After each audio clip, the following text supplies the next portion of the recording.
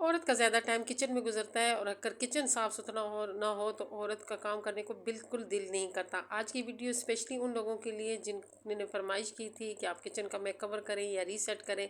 तो किचन का मैंने हल्का फुल्का मेक कवर किया है और साथ ही अपने किचन को रीसेट किया है। तो बिस्मिल्लाहिर्रहमानिर्रहीम, अस्सलाम वालेकुम everyone, welcome back again to my channel.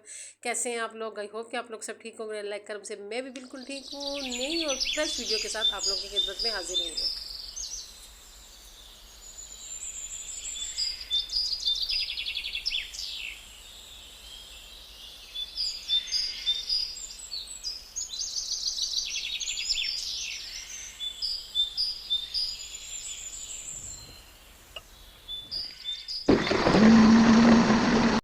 आज हम लोगों ने नाश्ते में फ्रेश जूस बनाया था और जूस पी के नाश्ता हमने बहुत लेट किया था। फिर नाश्ते की वीडियो आप लोगों के साथ शेयर नहीं कर सकी क्योंकि आज मैंने आप लोगों के साथ जो वीडियो शेयर करनी है जिसका आप लोगों को बहुत इंतज़ार है। मेरी बहुत सी बहनें मुझे कहती हैं कि आप बड़े दिन हो गए आप डेकोरेशन नहीं कर रही हैं। असल में गर्मी इतनी शदीद है कि इन दिनों में दिल नहीं करता है कि कुछ जो है ना कोई ऐसा मतलब फालतू काम करें, लेकिन उसके बावजूद भी मेरा किचन जो था वो बहुत जो है ना तवज्जो का मरकज़ बन गया था कि उस पे बहुत ज़्यादा चीज़ें ऐसी बिखर गई थी और मेरा जो जितनी भी वो सेटिंग थी वो बहुत मैसी हो गई थी और उसको बहुत ज़रूरत थी कि उसकी मैं डीप क्लीनिंग करूं और साथ जो है ना उसका हल्का फुल्का मैं कवर भी करूं। लेकिन ये कि जब भी कोई भी फालतू काम करती होती हूँ मेरी कोशिश यही होती है कि पहले मैं अपने घर के सारे काम कर लूँ। फिर क्योंकि ये होता है कि जब हम लोग डायरेक्ट वो जो काम का टारगेट बनाया होता है वो अगर वो काम हम शुरू कर देते हैं तो फिर घर की क्लीनिंग रह जाती है और इस दौरान हमारे घर कोई बंदा आ जाता है तो फिर ये होता है हमें बहुत परेशानी का सामना करना पड़ता है। तो मेरी कोशिश यही होती है कि मैं जब भी कोई भी एक्स्ट्रा काम करूं या कोई कमरे का मैं कवर करने लगी हूँ या किचन का मैं कवर करने लगी हूँ, कोई भी एक्स्ट्रा काम करने लगी हूँ तो मैं पहले पूरे किचन की क्लीनिंग पूरे घर की क्लीनिंग करती हूँ। उसके बाद वो जो मेन टारगेट होता है उस पर जाती हूँ। साथ में आप लोगों को कुछ कमेंट की भी जवाब देती हूँ जो बहुत ज़्यादा कमेंट आ रहे हैं। एक मेरी सिस्टर का कमेंट बहुत ज़्यादा आ रहे हैं, वो कह रही है ट्रे हैंगर बनाना सिखाए। वैसे मैंने ट्रे हैंगर की वीडियो डाली है, आप अगर मेरे चैनल पे जाके वीडियो सर्च करें, मुझे खुद भी अब याद नहीं हो कि वो कौन सी वाली वीडियो थी, लेकिन ये कि ट्रे हैंगर की वीडियो पड़ी हुई है मेरे पास जिसमें मैंने स्टिचिंग के बारे में बताया है।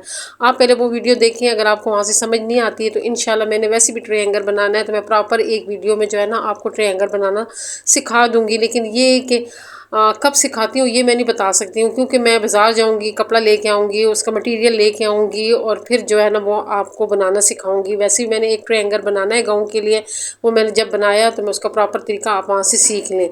दूसरी जो एक सिस्टर है वो बहुत ज़्यादा कमेंट कर रही है, कह रही है कि थंबनेल बनाना सिखाएं, एडिटिंग बना करना सिखाएं। तो वो असल में हमारा चैनल तो व्लॉगिंग का है, हम आप लोगों को एडिटिंग या थंबनेल का जो है ना प्रॉपर तरीका तो नहीं सिखा सकते। लेकिन मैं आपको ये बता दूं कि मैंने थंबनेल और एडिटिंग कहाँ से सीखी है। मैंने सब कुछ यूट्यूब से सीखा है। यूट्यूब पे जो टैग के चैनल होते हैं आप वहाँ जाएं, मतलब बाकायदा लिख के सर्च करें तो आपके पास बहुत सारी वीडियो आ जाएंगी जो बाकायदा तरीका सिखाते हैं। और कुछ वो 4-5 वीडियो देखें, उसमें कुछ ऐसी वीडियो होगी जिसमें आसान तरीका होगा। मैं ये नहीं देखती हूँ कि बहुत मशहूर टैग का चैनल है तो मैं उसी के तरीके को फॉलो करूँ, क्योंकि उनकी तो वीडियो जो होती है वो तो वैसे भी चल रही होती हैं, लोग उनके देख रहे होते हैं। मैं अक्सर जो नए चैनल होते हैं, जो नए टैग के चैनल आए होते हैं, वो बहुत मेहनत कर रहे होते हैं और उनका जो तरीक़ेकार होता है वो बहुत बहुत आसानी से समझ आ जाता है, क्योंकि उनको अभी हेरा फेरी का नहीं पता होता है कि हम लोगों ने जो है ना वीडियो को लंबी कैसे करनी है और क्या वो जो है ना बस बेचारे वीडियो बना रहे होते हैं। तो मैं ज़्यादातर उनकी वीडियो से ये सारा कुछ सीखती हूँ। तो आपको भी यही मशवरा दूंगी, जिन लोगों के चैनल है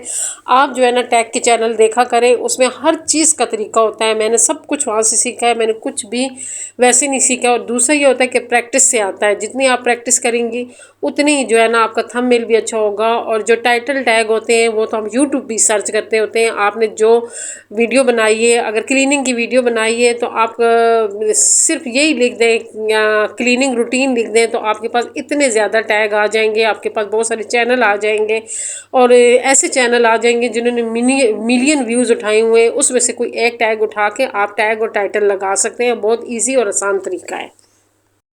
मैं दिन को फिर जो है किचन की क्लीनिंग नहीं कर सकी थी, हमारे घर कोई मेहमान आ गए थे और फिर ऐसे मेरी बहुत बिजी रूटीन चली और रहते रहते वो फिर जो किचन क्लीनिंग थी वो मुझसे रह गई थी। लेकिन ये अब नाइट का टाइम है और मैं बना रही हूँ मसूर की दाल और साथ मैंने चावल उबाले हैं क्योंकि ज़ईद की इवनिंग थी, अभी उनकी छुट्टी होगी तो वो घर आएंगे और मेरा यही इरादा था कि मैं कुकिंग करके और उसके बाद जो है ना खाना खा के उसके बाद किचन की क्लीनिंग करूँगी, क्योंकि रात को मुझे इस किस्म के जितने फालतू काम होते हैं रात को मुझे करना बहुत अच्छा लगता है। अल्लाह बख्शे मेरी अम्मी ये बात बहुत करती होती थी, कहती होती थी शुबाना रात को देर नहीं होती है, जो एक्स्ट्रा काम होता है वो रात को किया करो।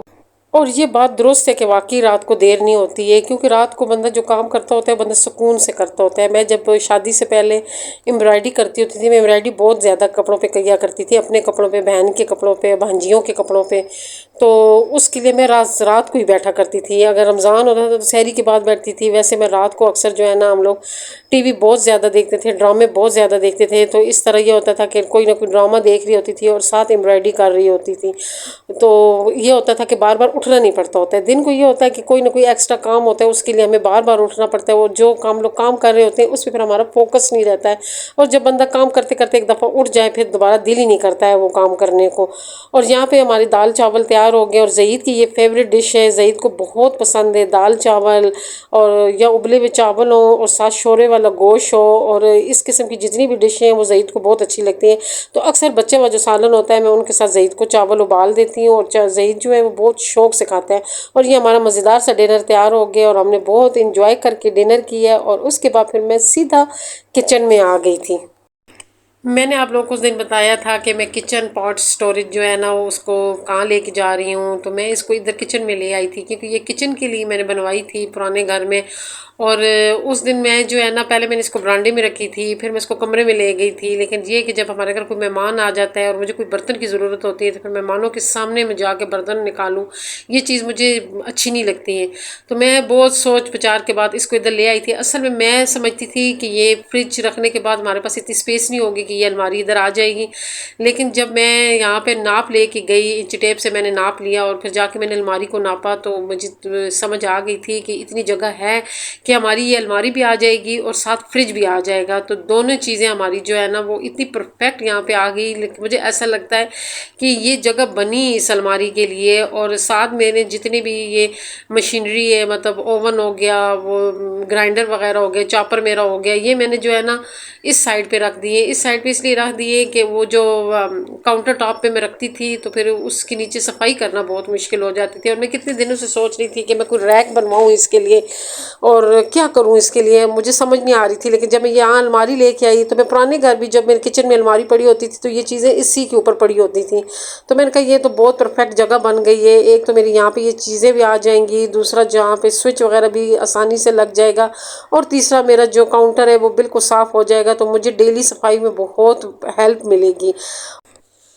अगर हम किचन में हर चीज़ को ऑर्गेनाइज करके रखें तो यकीन जाने हमारा जो किचन है वो बहुत साफ़ सुथरा नज़र आएगा। दूसरा हमें जो है ना क्लीनिंग में आसानी होगी। तीसरा हमें जो होगा हर टाइम जो हमारा किचन मैसी रहता है वो नहीं रहेगा, क्योंकि किचन ऐसी जगह है कि जिसको जो है ना साफ़ सुथरा रहना बहुत ज़रूरी है। कब जब भी हमारे घर कोई बंदा आता है, और ये होता है कि जो इम्प्रेशन है वो अच्छे पड़ते हैं अगर हमारा किचन बाथरूम साफ़ हो। अगर और औरत का जो सलीका है वो नज़र आता है कि इस औरत में कितना सलीका है।